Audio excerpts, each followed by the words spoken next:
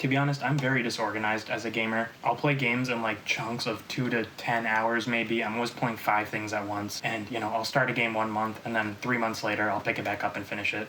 That's just how it goes. I know that that would stress out some people a lot, but I've just kind of accepted it. That's who I am. That's how I play games. And so this series is going to be where I go over games I've been playing recently and games that I want to play in the future. So welcome to the first gaming log. Let me know what you've been playing. First off, for this video, huge life update. I beat a new Kirby game. I finally beat Kirby's Adventure on the NES. I'd played this on like emulators and like the Switch Online thing a decent amount, but I never actually like played all the way through it and beat it on original hardware, which I finally did for the first time just yesterday. It's a pretty short game, only 3 or 4 hours. I beat it over 2 days, and it's a really fun game. It really feels like when Kirby came into its own. You had all the classic staples of Kirby that maybe weren't there in the first Dreamland. This game has save states, which is awesome.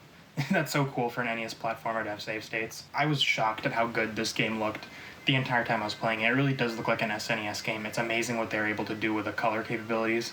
On the NES, they're really pushing it to its limits, which does kind of show. It does have a decent amount of slowdown at a lot of points. Whenever there's more than one enemy on the screen, whenever you use certain abilities, it kind of slows down. But with NES games, that's just kind of part of it. They just kind of do that. Overall, I really like this game. Nightmare in Dreamland obviously is a remake. That's a Kirby game I have played, and I think I like the music in that a bit better, and it does run better.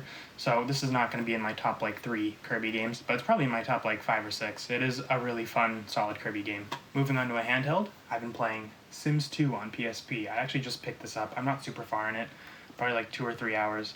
I'm looking for the first ghost dude.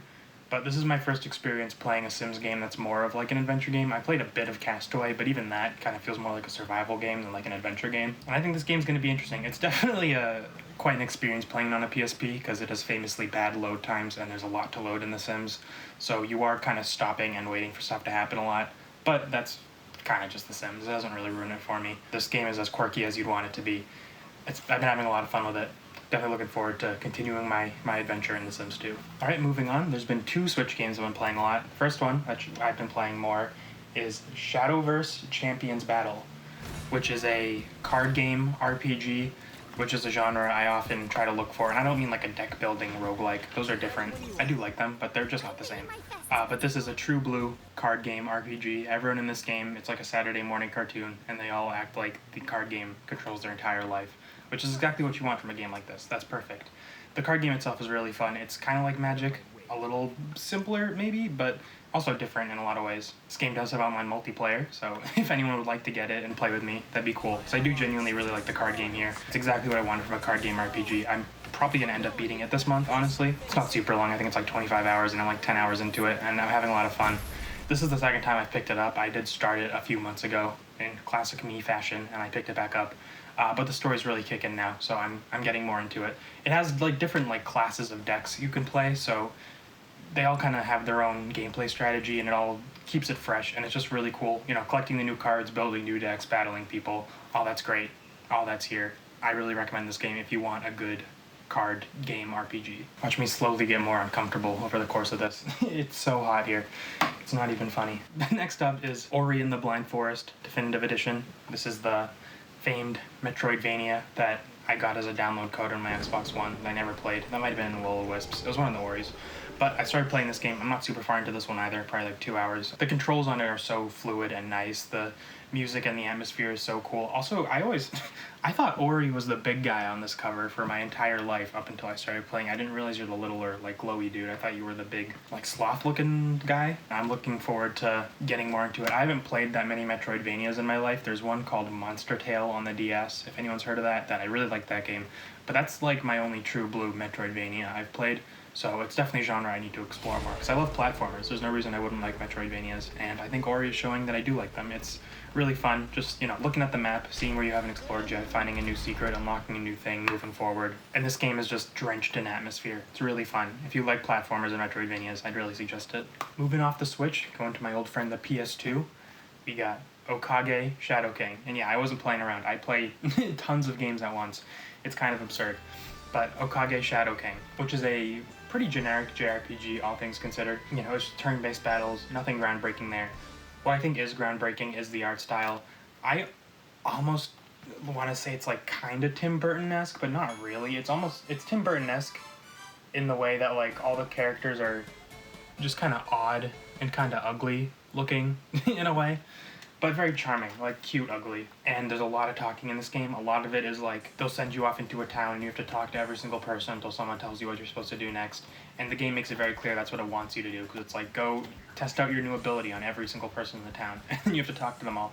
And that would generally turn me off of a game. It does make the pacing in this game kind of weird. You're not actually fighting that much. It's a lot of talking, but this game has so much personality. The dialogue's really well written and really funny, and I just genuinely enjoy seeing these characters interact with each other, so I haven't put it down yet, which is surprising, because for a game that does what this game does, I usually would put it down.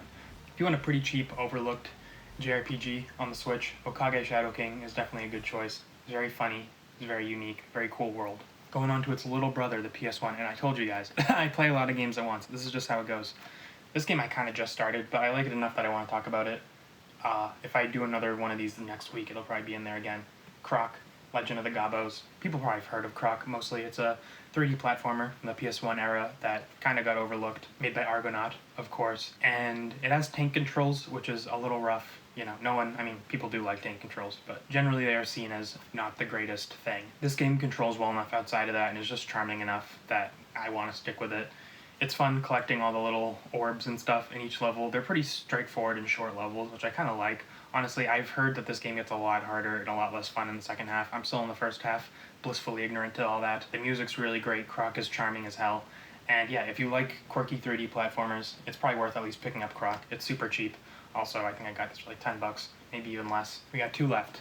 Next up is Fantasy Life on my 3DS. I played this game a lot as a kid. I'm returning to it now, and it really is a lot of fun. It's almost like Animal Crossing meets Monster Hunter, I guess, is the best way I could put it. You know, you're in a town, you're interacting with the villagers and stuff, people will give you requests to, like, find things for them, and then it is really just a lot of, like, collecting resources, finding stuff in the fields for people. I chose the Angler class, which I know you switch between them, but that means I'm getting a lot of fishing missions where I have to fish specific types of fish for people, which is a lot of fun. I like fishing in games, and I think it's funny that you can kind of be the more slice of life things. Like when I played as a kid, I was a cook, which I think that was a lot of like rhythm-based stuff and collecting food also, obviously, if I remember correctly. And then the angler is obviously just all fishing. But yeah, level 5 was on an absolute heater of a run in the in the 3DS era. They made this, they made Yokai Watch, they made Ni no Kuni, which I know wasn't a 3DS game, but was still around. They're so slept on. All their games are so charming and so well put together and so well thought out.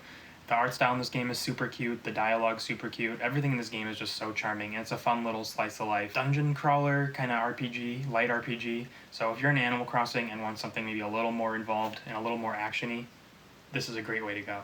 And lastly, for the games I have been playing, it's the big one. It's the one everyone's been playing recently. Mario Tennis on the N64. I'm trying to beat all the tournaments in this, which I'm working through it. I think I've already beat all the doubles ones, and I'm just stuck on the Star Cup in singles, which is hard. I play as Toad. If that offers any context, I play as Toad in basically any Mario game where Toad is available. And this game, it controls really well. It feels super fluid and like you're really in control of the ball. But man, the NPCs in the Star Cup get hard as shit. And I have just been struggling with them. I have not beat the Star Cup. I don't know how much more I can really say about this game, though. It is Mario Tennis. You're Mario, and you're playing tennis, and you knock the ball back and forth. And it's exactly what you'd expect. There's really no frills. I mean, there's some, like, mini-games and stuff, but it's not like this is an RPG, like some of the... We'll get into that, but like some of the GBA games and stuff. It's just straightforward tennis. I've been doing the tournaments, and I'm struggling. I'm struggling as Toad in Mario Tennis. But to finish off this video, I'd like to go over 3 games I want to play soon.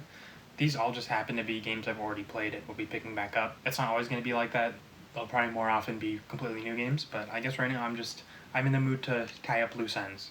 So, getting into what we were just talking about, we got Mario Tennis Power Tour on the GBA. I think I'm like 7 hours into this game, but this is a RPG where you're playing Mario Tennis. It controls just as well. I mean, maybe not quite as well as the N64 version, because it's on a Game Boy Advance, but, you know, pretty close to as well. And yeah, there's a fun little RPG story where you're like a tennis academy, and you have to just go up through the ranks, battling people. I was having a lot of fun with it when I first picked it up, and I would like to finish it, because Camelot's awesome. They make really cool sports games. I'm a fan of arcade sports games, and I'm a fan of RPGs, and it's cool when they're combined, because that's kind of a thing that doesn't happen too much. Next game I want to get back into is Banjo-Kazooie. I'm on only the second world, so I'm not very far into it at all.